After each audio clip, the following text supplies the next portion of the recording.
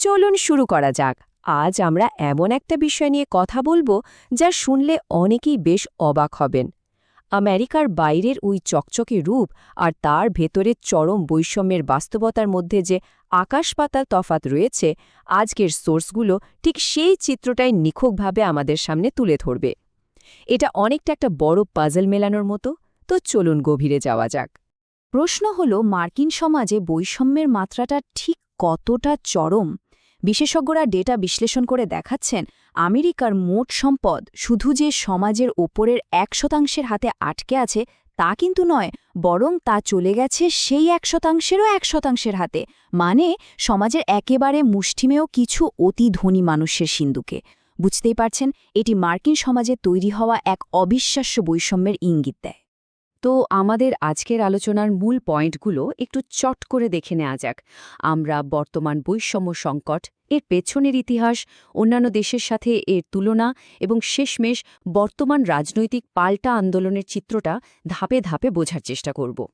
শুরুতেই আসা যাক মার্কিন বৈষম্য সংকটের কথায়। বিশেষজ্ঞদের মতে বর্তমান মার্কিন অর্থনৈতিক ও সামাজিক সিস্টেম সাধারণ শ্রমজীবী মানুষের জন্য ক্রমশই একটা ব্যর্থ মডেলে পরিণত হচ্ছে। একটা ভয়ঙ্কর সংখ্যা দিয়ে ব্যাপারটা আরেকটু পরিষ্কার করা যাক। আমেরিকায় কোভিড-19 মহামারীতে ১২ লক্ষেরও বেশি মানুষের মর্মান্তিক মৃত্যু হয়েছে।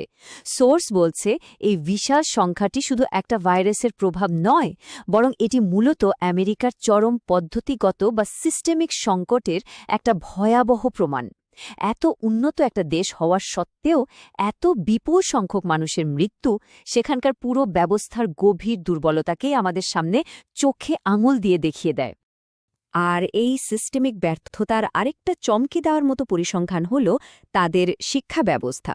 শুনলে অবাক হতে হয়, আমেরিকার প্রায় ৬০% মানুষ জীবনে কখনো কলেজে যাওয়ার সুযোগই পান না। কেন? কারণ একটাই, শিক্ষার আকাশ ছোঁয়া খরচ, যা সাধারণ মানুষের সাধ্যের একেবারে বাইরে চলে গেছে। এখন প্রশ্ন আসতে পারে, এই সম্পদের বৈষম্যের শুরুটা কোথায়? এর শেকড় খুঁজতে গেলে আমাদের ফিরে তাকাতে হবে ১৯৮০-র দশকের রাজনৈতিক আর অর্থনৈতিক পট পরিবর্তনের দিকে। বিশেষজ্ঞরা এই ঐতিহাসিক পরিবর্তনটি খুব সুন্দরভাবে তুলে ধরেছেন। ১৯৩০-এর দশকে প্রেসিডেন্ট ফ্র্যাঙ্কলিন ডি রুজভেল্টের সময় সাধারণ মানুষের ক্রয় ক্ষমতা বাড়ানোর নীতি বা কেনসিয়ান মডেল গ্রহণ করা হয়েছিল। বেশ ভালোই চলছিল সব, কিন্তু ১৯৮০-র দশকে রোনাল্ড রেগানের সময় নীতি একেবারে উল্টে যায়।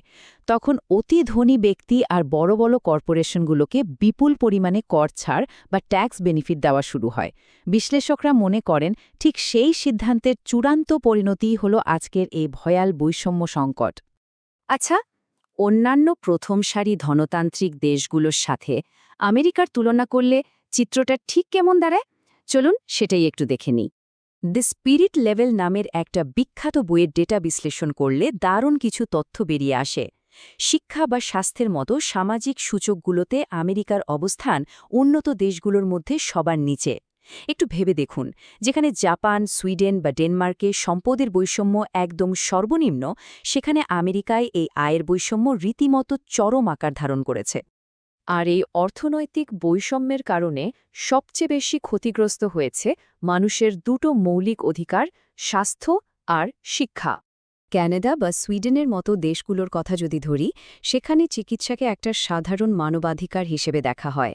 কিন্তু সোর্স অনুযায়ী আমেরিকায় চিকিৎসা সেবা কোনো অধিকার নয়, বরং এটি হল একটি বিশেষ সুবিধা বা প্রিভিলেজ, যা সরাসরি পকেটের টাকার সাথে যুক্ত। সহজ কথায়, টাকা থাকলে চিকিৎসা জুটবে, আর না থাকলে নেই। শিক্ষার ক্ষেত্রেও ঠিক একই চিত্র। সরকারি বিশ্ববিদ্যালয়গুলোতেও পড়ার খরচ এখন আকাশ ছোঁয়া।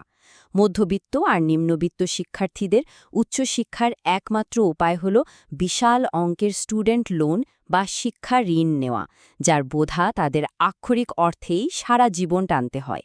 আর আইভি লীগের মতো নামিদামি প্রাইভেট প্রতিষ্ঠানগুলো, সেগুলো তো কেবল অতি ধনী বা পুরোপুরি স্কলারশিপ পাওয়া শিক্ষার্থীদের জন্যই রিজার্ভ করা। কিন্তু এই চরম অবস্থার পেছনের মূল কারণ কি? সোর্সগুলো মূলত দুটো সম্পূর্ণ ভিন্ন অর্থনৈতিক তত্ত্বের লড়াইকে এর জন্য দায়ী করছে। রেগান আর থ্যাচারে ট্রিকল ডাউন বা চুইয়ে পড়া নীতির সাথে কেনসিয়ান বাবল আপ নীতির একটা বিশাল পার্থক্য রয়েছে। ট্রিকল ডাউন নীতি বিশ্বাস করে যে ধনীদের হাতে বিপুল সম্পদ দিলে তা আস্তে আস্তে চুইয়ে সাধারণ মানুষের কাছে পৌঁছাবে। অন্যদিকে বাবল আপ নীতি সাধারণ মানুষের হাতে সরাসরি অর্থ ও ক্রয় ক্ষমতা দেওয়ার কথা বলে।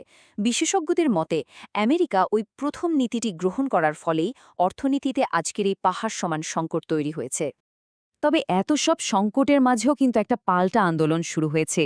আমেরিকার ভেতরেই গড়ে উঠেছে নতুন রাজনৈতিক আর আদর্শিক লড়াই, যা এখন রাজনীতির মাঠকে বেশ উত্তপ্ত করে তুলেছে। এখানে একটা অত্যন্ত গুরুত্বপূর্ণ টার্ম বারবার উঠে আসছে, গণতান্ত্রিক সমাজবাদ বা ডেমোক্রেটিক সোশ্যালিজম। আমরা জানি আমেরিকায় কমিউনিজম শব্দটাকে ঐতিহাসিকভাবে বেশ নেতিবাচকভাবেই দেখা হয়, কিন্তু সোর্সগুলো স্পষ্ট করছে যে এই নতুন আন্দোলনটি কোনোভাবেই কমিউনিজম নয়, বরং এটি হলো শিক্ষা ও স্বাস্থ্যসেবাকে বিনামূল্যে প্রদান করা এবং সমাজের সাম্য প্রতিষ্ঠার একটা গণতান্ত্রিক রাজনৈতিক লড়াই। নিউ ইয়র্কের মতো শহরগুলোতে জোহারান মামদানি, আলেকজান্ড্রিয়া ওকাসিও-কর্টেজ বা এওসি এবং বার্নি স্যান্ডার্সের মতো তৃণমূল নেতারা নতুন তরুণ প্রজন্মের এই আন্দোলনের নেতৃত্ব দিচ্ছেন। তারা বিনামূল্যে শিক্ষা আর স্বাস্থ্যের অধিকার নিয়ে জোরালো কথা বলছেন। যদিও ডানপন্থী গণমাধ্যম এবং বড় বড় কর্পোরেট গোষ্ঠীগুলো এসব দাবির তীব্র বিরোধিতা করে চলেছে। আর ঠিক এই রাজনৈতিক প্রেক্ষাপটেই যুক্ত হয়েছে বিপুল কর্পোরেট অর্থায়ন। সোর্সে খুব পরিষ্কারভাবে উল্লেখ করা হয়েছে যে সুপ্রিম কোর্টের নতুন নিয়মের কারণে রাজনৈতিক দলগুলোকে এখন কর্পোরেশনগুলো সীমাহীন টাকা অনুদান দিতে পারছে। অতি ধনী বিলিয়নিয়ার আর ডানপন্থী সংগঠনগুলো এই বিপুল অর্থের সাহায্যে তৃণমূলের এই আন্দোলনকারীদের বিরুদ্ধে লড়াইয়ের ঘাট বেঁধে নামছে। আমেরিকার রাজনীতি এখন ঠিক কতটা মেরুকৃত তা এই দুই পক্ষের অবস্থান দেখলেই স্পষ্ট হয়ে যায়। একদিকে ডেমোক্রেটিক সোশ্যালিস্ট বা ডিএসএ সাধারণ শ্রমজীবী মানুষকে একজোট করার আপ্রাণ চেষ্টা করছে, আর ঠিক অন্যদিকে কেকের মতো উগ্র শ্বেতাঙ্গ আধিপত্যবাদী গোষ্ঠীগুলোর তৎপরতাও বহুগুণ বেড়ে গেছে। সামনের নির্বাচনগুলোতে এই দুই মেরুর মধ্যে যে একটা তীব্র সংঘর্ষ হতে যাচ্ছে, বিশ্লেষকরা সেই ইঙ্গিতই দিচ্ছেন। সবশেষে একটা খুব বড় প্রশ্ন থেকেই যায়। পুরো বিশ্লেষণটা থেকে আমরা দেখলাম যে বর্তমানে আমেরিকায় একটা বেশ বড় ধরনের আদর্শিক যুদ্ধ চলছে। মার্কিন যুক্তরাষ্ট্র কি এখন একটা ব্যাপক অর্থনৈতিক ও পদ্ধতিগত পরিবর্তনের ঠিক দ্বারপ্রান্তে দাঁড়িয়ে আছে, নাকি ধনী আর দরিদ্রের এই সম্পদের ব্যবধান ভবিষ্যতেও শুধুই বাড়তে থাকবে? এই প্রশ্নটি বৈশ্বিক অর্থনৈতিক ব্যবস্থা নিয়ে আমাদের সবাইকে নতুন করে ভাবতে বাধ্য করে।